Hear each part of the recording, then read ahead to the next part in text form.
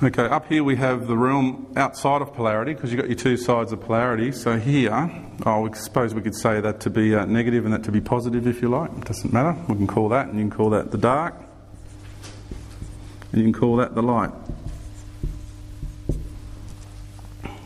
Okay, that's just common terms that we use for two different expressions of energy. Outside of polarity here, it's kind of sitting at the top, is what we call the Christ.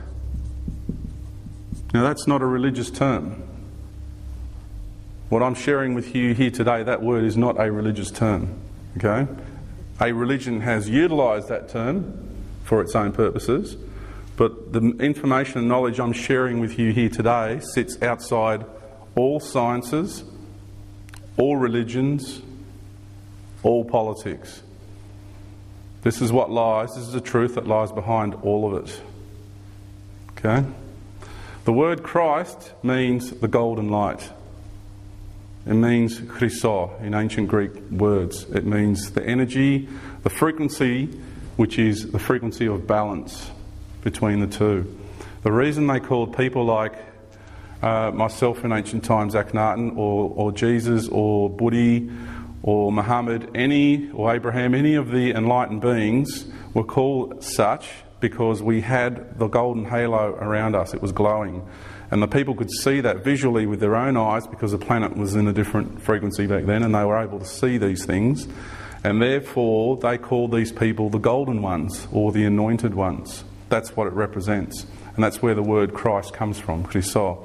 So it's a bit sad when there's other modes or religions out there that are attacking that word specifically, because their own prophets resonate at that frequency, that light spectrum as well, and that needs to be understood, that does not belong to any particular being. You know, the one we know as Jesus, whose real name is Lord Sananda out in the cosmos, that's a higher aspect of his being, is one, just but one being of the Christed energy. Just one. There's many. And all of us people here, our journey here to go into what we call the golden age, is to become one of those beings and to operate under that auspice, under that energy. That's what this is all about. And because the golden light is outside of polarity, it's a balanced state of being.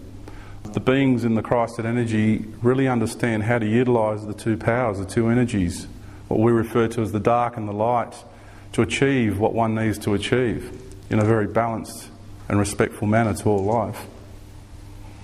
So it's just another word, so we can write that there for the golden light. Okay? Now this universe that I've drawn here is basically what we call God. That's what the religions refer to as a supreme being. Everything that exists has a certain level of consciousness. Right down to this texter has a certain level of consciousness, otherwise it would not exist. There needs to be intent to come in to arrange all what we refer to, I'll get into later, the Platonic solids, in the correct manner for this to exist and hold the form. A tree, for example, birds, animals, they all have consciousness. It's all different levels of consciousness. They are all living creatures. This planet is a living being. Therefore our universe is a living being, and that's what we refer to as God, the Supreme Being, and we are all inside of that and all part of that.